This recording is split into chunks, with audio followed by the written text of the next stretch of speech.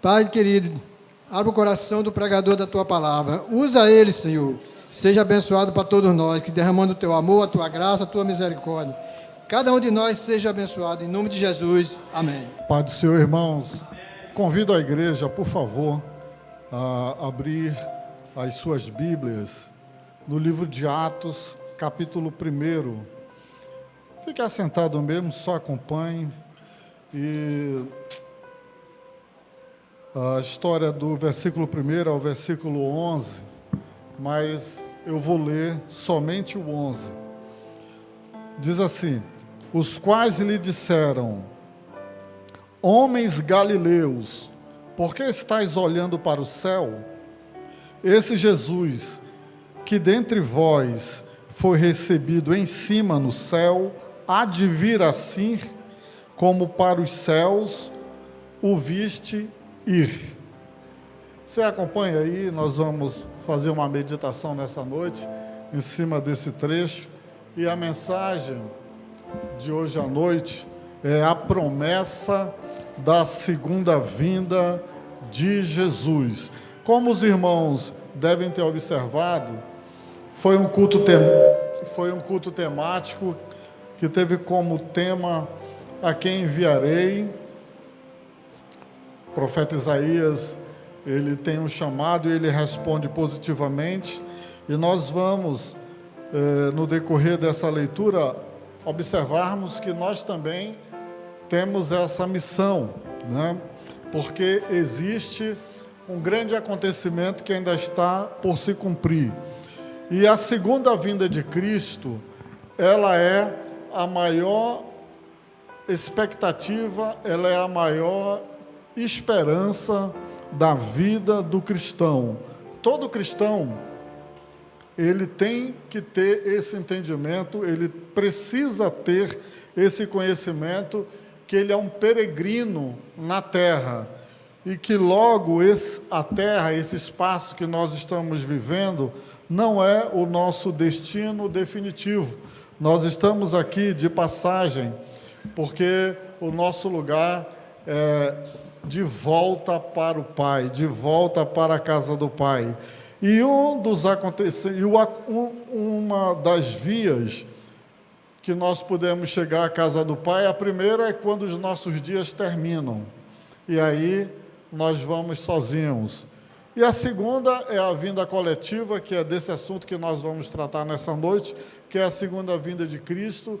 E eu me lembro, desde que eu era criança, na igreja, irmão Samuel, se falava muito da volta de Jesus, né? Se falava muito da volta de Jesus, e me parece que esse tema, ele tem ficado, Mauro, escasso nos púlpitos. É uma mensagem tão importante, é uma mensagem tão significativa, é uma mensagem que ela vem nos chacoalhar, nos alertar para aquilo que está por vir e que tem significado eterno, porque a vinda de Jesus, ela é um divisor de águas, ou você sobe ou você fica, não dá para ficar pendurado. E aqui, o versículo 11, eu vou repetir, diz assim: e lhes disseram: homens da Galileia, por que vocês estão olhando para as alturas? Esse Jesus que foi levado do meio de vocês para o céu, virá de modo como vocês o viram subir. Então aqui nós temos uma promessa repetida pelos anjos, porque o Senhor Jesus, nos evangelhos, ele já tinha dito que ele ia, mas voltaria para buscar. Mas já que nós estamos falando da promessa da segunda vinda de Jesus, é importante nós sabermos o que significa a promessa. Nós temos visto em algumas terças-feiras aqui nos cultos de estudo, o significado de promessa. Promessa é um ato amoroso por meio do qual o Senhor, soberanamente, estabelece um compromisso fiel e santo com os seus servos. Então, vamos ficar com essa palavra aqui. Promessa, antes de qualquer coisa, é um ato e uma atitude amorosa da parte de Deus, que Ele não pede, quando fala que é soberanamente, significa que Ele não pede permissão de ninguém, Ele faz porque Ele quer, Ele faz porque Ele é amoroso, Ele faz porque Ele é absoluto, e Ele faz porque Ele é um bom Pai e nos ama. E Ele disse que não nos deixaria sozinhos, que um dia Ele voltaria para nos buscar. Mas o versículo 11, irmãos, e aí quem conta a história, quem está narrando essa história, é o evangelista Lucas, que é o mesmo que escreveu o Evangelho de Lucas. E ele, apesar da profissão dele ser formado em medicina, ele era um médico, mas pelo Evangelho e pelo livro de Atos, nós percebemos que, além de médico, ele tinha muita intimidade com a arte de escrever. E ele escreve muito bem, ele escreve em detalhes, e ele deixa uma riqueza. E no versículo 1 até o 11, ele mostra o que Jesus fez durante os 40 dias que ele tinha ressuscitado. E Jesus tinha aparecido ali para os discípulos, e exatamente no versículo 11, mostra que os discípulos estavam olhando para as alturas.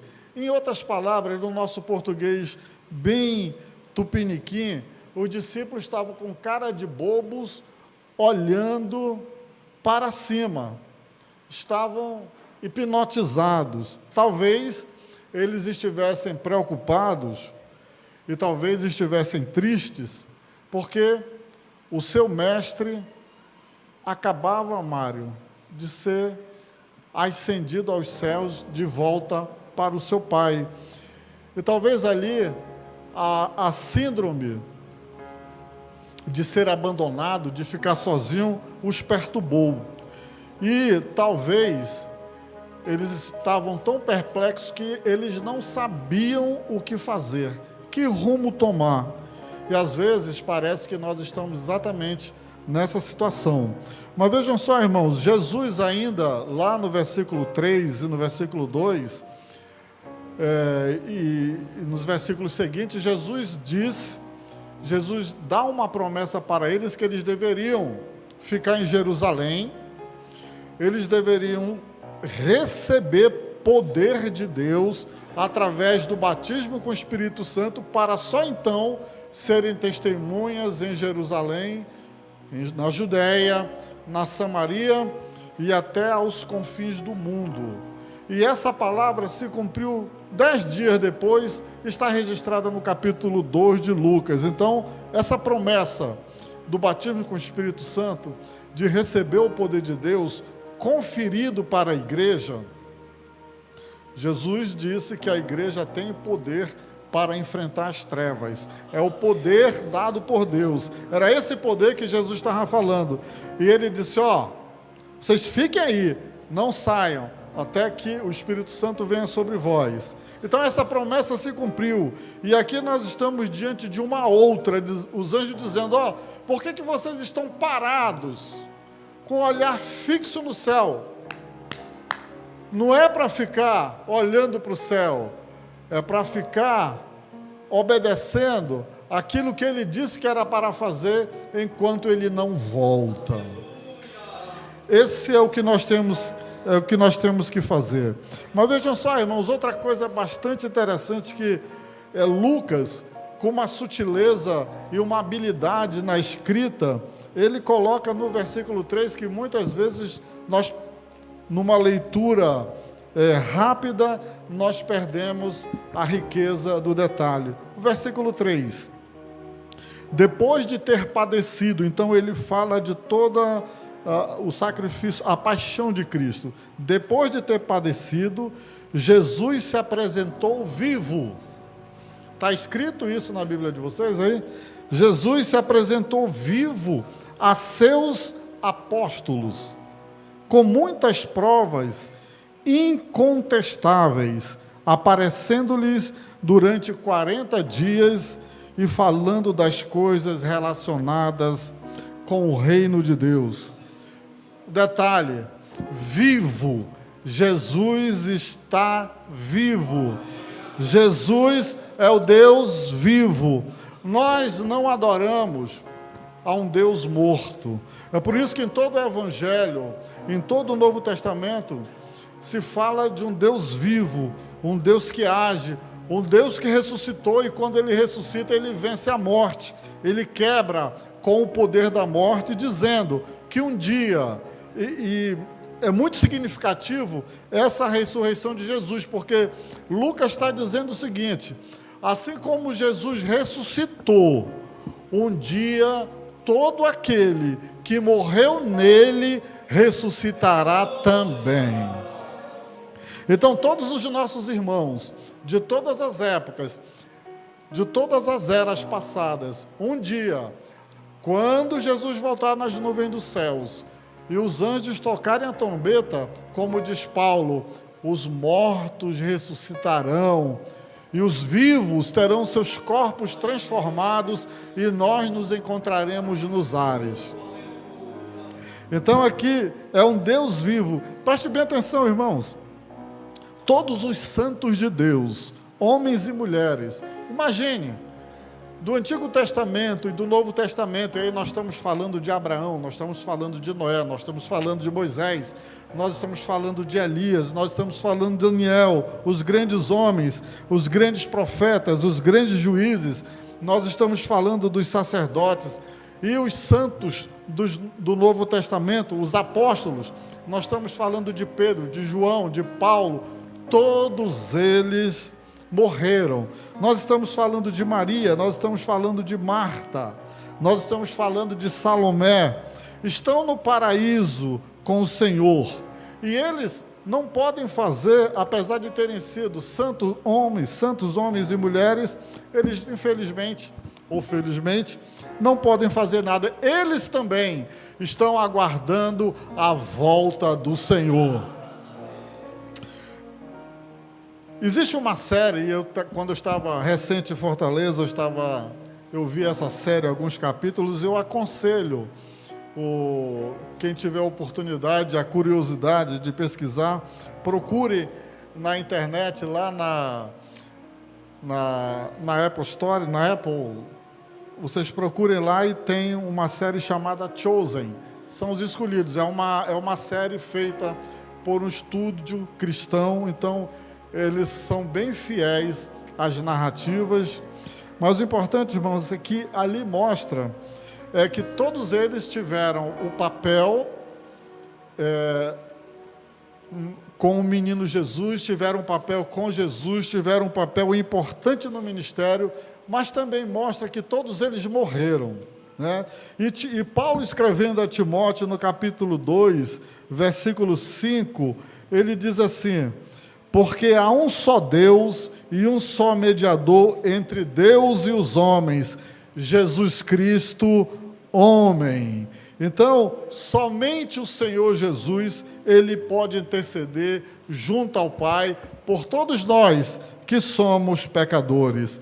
E ainda, dentro dessa perspectiva, que o Senhor se apresentou vivo para aquela multidão, mais ou menos 500 pessoas, eu quero fazer um contraponto, dizendo o seguinte: Hebreus capítulo 9, versículo 27, afirma: da mesma forma como ao homem está destinado a morrer uma só vez, e depois disso ele enfrenta o juízo. Jesus está vivo, mas todos nós experimentaremos a morte, se Jesus não voltar antes. E isso significa que enquanto nós estamos vivos, nós temos a oportunidade de nos consertarmos com Deus. Porque a morte, como diz aqui o livro de Hebreus, depois da morte segue-se o juízo. A morte, abra bem o seu ouvido, ela põe fim a toda oportunidade do ser humano se reconciliar com Deus. Então, se você pensa ainda em algum momento se reconciliar com o Criador, isso é um pensamento muito bom, mas faça isso enquanto você tem oportunidade, enquanto você está vivo, porque depois da morte segue-se o juízo. Mas veja só, irmãos, a promessa da segunda vinda de Cristo, ela consola o nosso coração com a certeza de que estaremos reunidos com o nosso Salvador. E quem prometeu não mente, quem prometeu foi o Senhor Jesus. E eu gostaria de compartilhar mais um trecho da palavra, baseado ainda nesse texto, é que a segunda vinda de Cristo e a bem-aventurada esperança. Mas o que é isso? Isso é a mesma coisa. A afirmação da esperança, o texto de Atos 1, esse que nós lemos, ele descreve os últimos momentos do Senhor com os seus discípulos em Jerusalém. É quando o Senhor lhes dá as últimas instruções, isso você pode observar no versículo 8, e os prepara para a missão proclamadora do Evangelho. A quem enviarei? Deus pergunta, e o profeta Isaías responde, envia-me a mim. Aqui no capítulo 1, versículo 8, o Senhor Jesus reúne-se com todos eles e está preparando, está dando uma orientação para quando ele sair, a orientação de pregar o Evangelho em todo lugar. Enquanto ele falava, ele elevou-se nas alturas perante os discípulos. Nesse momento, os anjos lhes reacendem a esperança para que jamais se esqueçam do que Jesus lhe dissera durante a sua vida. Assim como as outras promessas do Senhor foram cumpridas, essa também, ela vai se cumprir fielmente. Vejam só, irmãos, o que o Espírito diz em Apocalipse, capítulo 3, versículo 11. Venho sem demora, conserve o que você tem, para que ninguém tome a tua coroa. Essa é a mensagem que jamais pode ser abandonada pela igreja. Nós vemos aqui no livro de Atos, Lucas registrando o que os anjos disseram.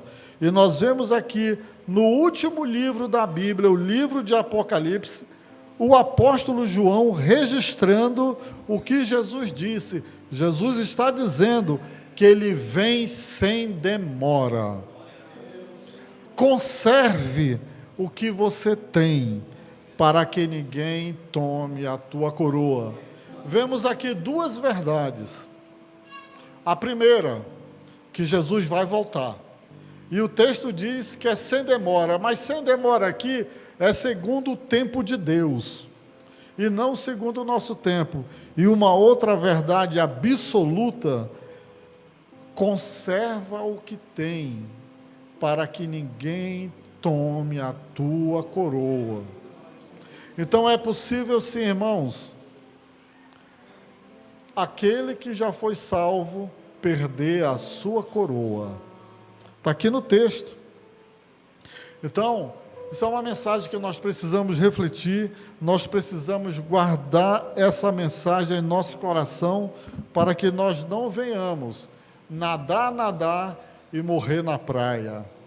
Não adianta nós sermos filhos de cristãos, temos os nossos avós cristãos, e aí eu quero falar uma coisa aqui, filho de cristão não é cristão. Filho de peixe pode até ser peixe, filho de gato pode até ser gato, filho de tambaqui pode até ser tambaqui, mas filho de crente, filho de cristão, nada lhe assegura ser cristão. Ele precisa ter um encontro pessoal com o Senhor. Ele precisa entregar a sua vida para Deus. Ele precisa ter um momento entre ele e Deus. É por isso que nós não batizamos os nossos filhos quando nascemos. Eles precisam ouvir o Evangelho, eles precisam se arrepender dos seus pecados, e eles precisam ter uma experiência com o Senhor. A nós, os pais, cabe a responsabilidade de nós mostrarmos o caminho, mas a decisão, ela é pessoal e intransferível. Cada um tem que tomar a sua, ou para longe de Deus, ou para perto do Senhor. O Senhor nos convida a tomarmos uma decisão para perto dele. Mas, irmãos, falando ainda da segunda vinda do Senhor Jesus, há alguns eventos que nós precisamos entender. O arrebatamento, todos nós falamos do arrebatamento, mas o que é o arrebatamento da igreja?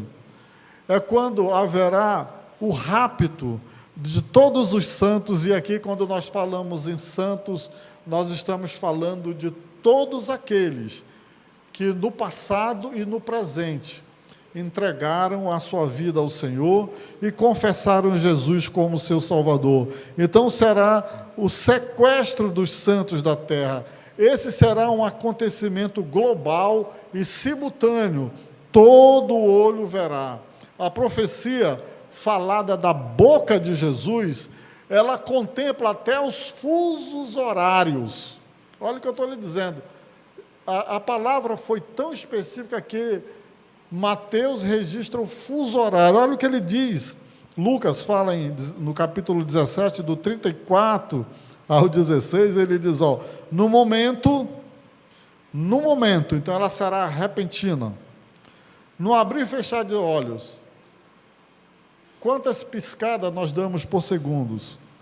No abrir e fechar de olhos, ao ressoar da última trombeta, a trombeta soará e os mortos ressuscitarão incorruptíveis e nós seremos transformados. E lá em Lucas 17, 34 a 16 diz que enquanto dois estão dormindo na cama, nessa mesma sequência, nesse mesmo tempo, tem dois trabalhando no campo.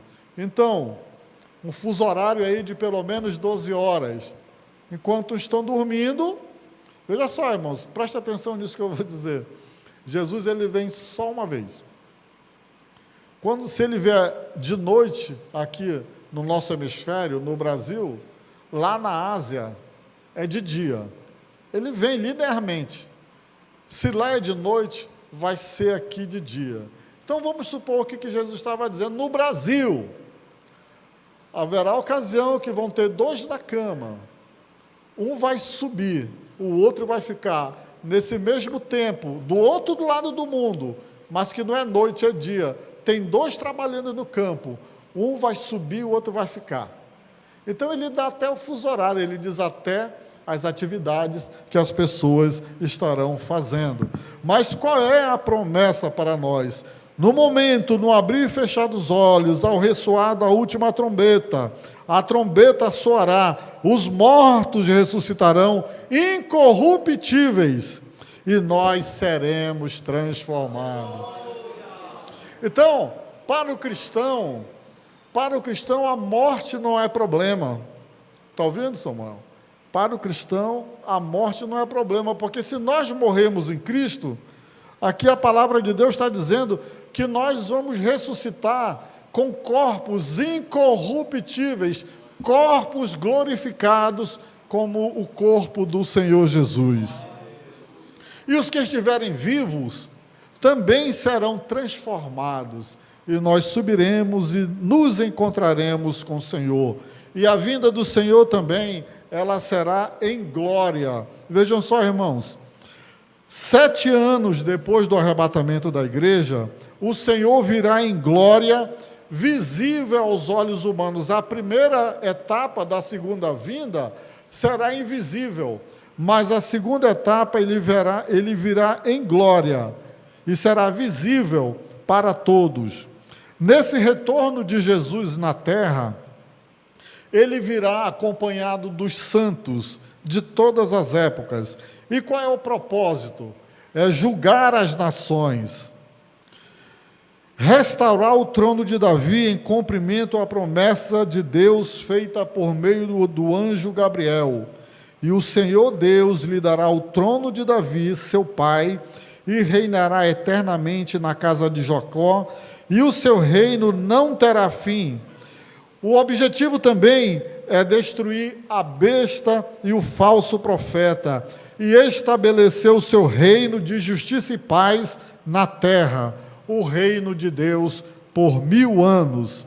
No versículo 11, há uma coisa que também não está descrito, mas nós podemos perceber, é que quando Jesus ele é ascendido aos céus, ele é ascendido no meio da glória, ele vai com poder, ele foi para junto do Pai glorificado, e ele retornará à terra com poder e grande glória.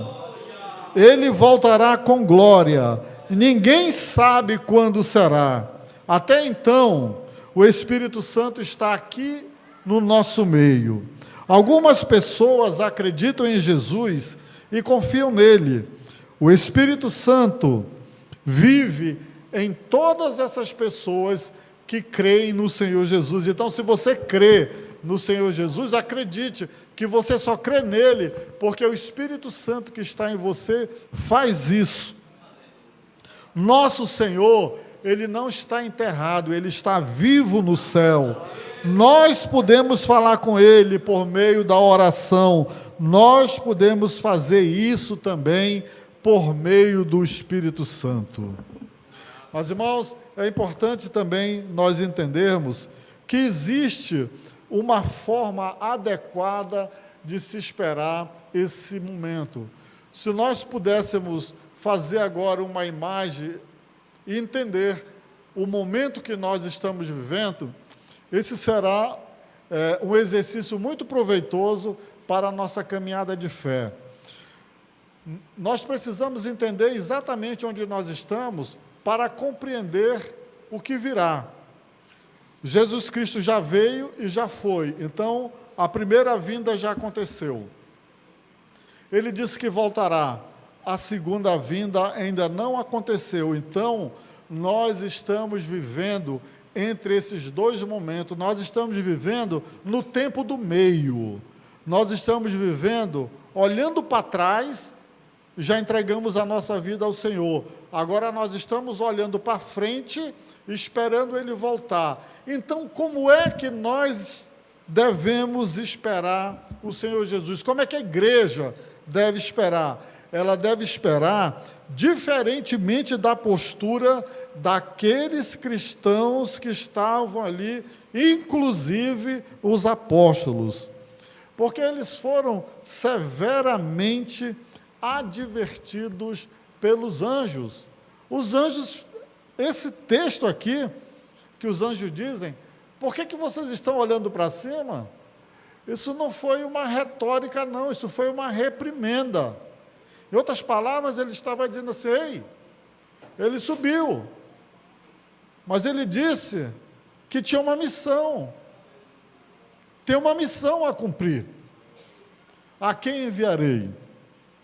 Por que vocês estão olhando para o céu?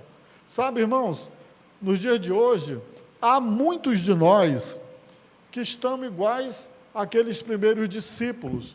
Nós estamos olhando para o céu, estamos esperando que o mundo se acabe em barranco para a gente morrer escorado, e o serviço que se requer de cada um de nós, a ordem, o imperativo, o mandamento que Jesus disse, ide por todo mundo e pregai o evangelho a toda a criatura. Pregai por quê? Por que tem que pregar o evangelho? Porque Jesus vai voltar. E não é brincadeira, quando ele voltar, ele vai levar a sua igreja e depois ele vai julgar o mundo. Acredite, todos os homens irão se encontrar no final com Deus. Disso a gente não tem dúvida. A diferença é que uns vão se encontrar e vão ouvir a seguinte frase: vinde bendito do meu Pai para o lugar que está preparado para vocês antes da fundação do mundo. E os outros vão ouvir a seguinte palavra, tudo diante de Deus: apartai-vos de mim, que eu não vos conheço. jogai eles nas trevas, onde há choro e ranger de dentes. Enquanto Jesus subia, e a sua palavra era dizendo que ele ia voltar, e por isso nós precisamos trabalhar, por isso a igreja, nós, os cristãos, precisamos ter essa expectativa ardente, esse desejo. Imagine o desejo que você tem por qualquer coisa, tenha mais desejo pela volta do Senhor. Por isso que Paulo diz, Maranata, ora vem Senhor Jesus. Se existia alguém que vivia e respirava a volta do Senhor, era o apóstolo Paulo. E nós precisamos cultivar isso em nosso coração. Mas a palavra de Deus também diz que nós temos que ter vigilância. Tome cuidado para que ninguém tome a tua coroa. Nós temos que vigiar. Nós temos que ter coragem, nós temos que ter militância. E aqui eu não estou falando no sentido político, mas a igreja, nós aqui, a igreja de Cristo em toda a terra, formada pelos seres humanos que entregaram a sua vida a Cristo, nós ainda não somos a igreja triunfante. A igreja triunfante é essa que vai subir com Cristo ao som da trombeta. Mas enquanto Jesus não volta, nós somos a igreja militante, a igreja que prega o Cristo crucificado, o único Salvador da humanidade. E nós temos que também ter uma sólida confiança que Jesus vai voltar. Irmãos, quando nós crermos de verdade na volta do Senhor Jesus, o nosso comportamento, ele vai ser diferente. Ele vai ser diferente. Os primeiros cristãos, eles cometeram um grave erro.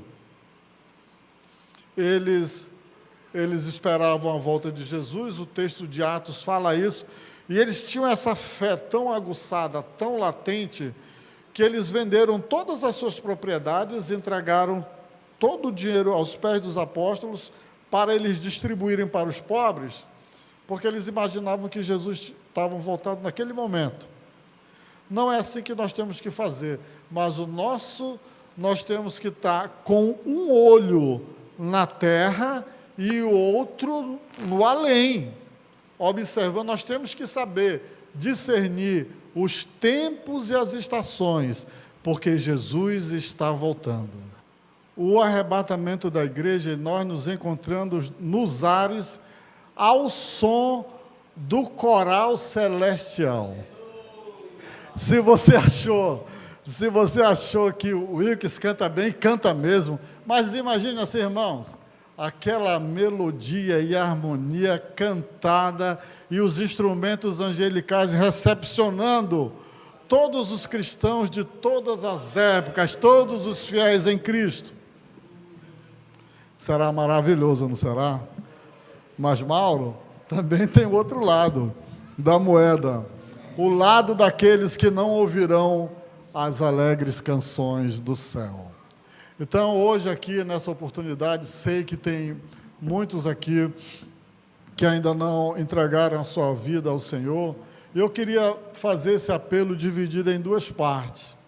Primeiro, para aqueles que ainda não entregaram a sua vida ao Senhor, mas entenderam a mensagem, entenderam essa realidade e que querem fazer uma decisão para o Senhor. E a segunda é para todos nós que um dia já entregamos a nossa vida ao Senhor, mas que queremos renovar, Mário, de novo. Irmãos, se eu não fosse cristão, hoje seria uma noite que eu entregaria a minha vida de novo ao Senhor, né?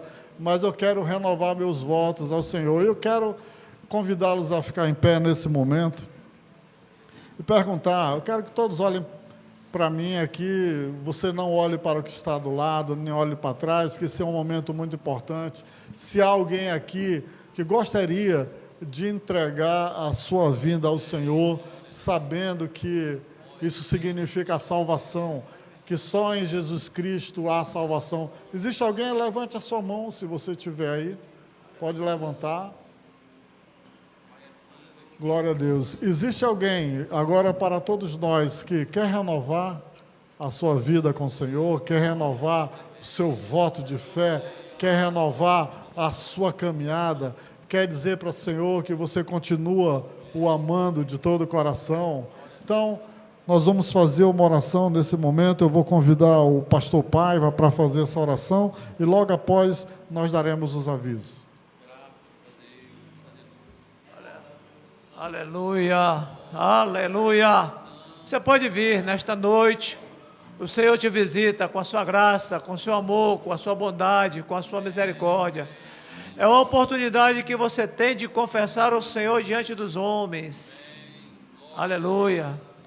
Louvado seja o nome do Senhor. Ainda tem oportunidade, o Senhor te espera, o Senhor te convida. Ele diz: vinde a mim, aqueles que estão cansados, aqueles que estão sobrecarregados, aqueles que estão oprimidos. Aleluia. O Senhor quer dispensar sobre a tua vida refrigério. Experimenta nesta noite, você que está nos visitando, experimenta do cuidado de Deus, experimenta do refrigério de Deus. Venha nesta noite. Aleluia. É momento oportuno, é momento de se reconciliar, é momento de você ter um reencontro com o Senhor. Aleluia. Nós não sabemos, irmãos, nós não sabemos, igreja, quando será esta vinda.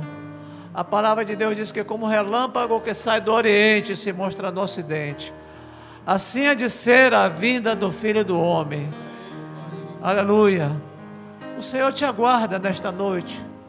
Venha, não demore.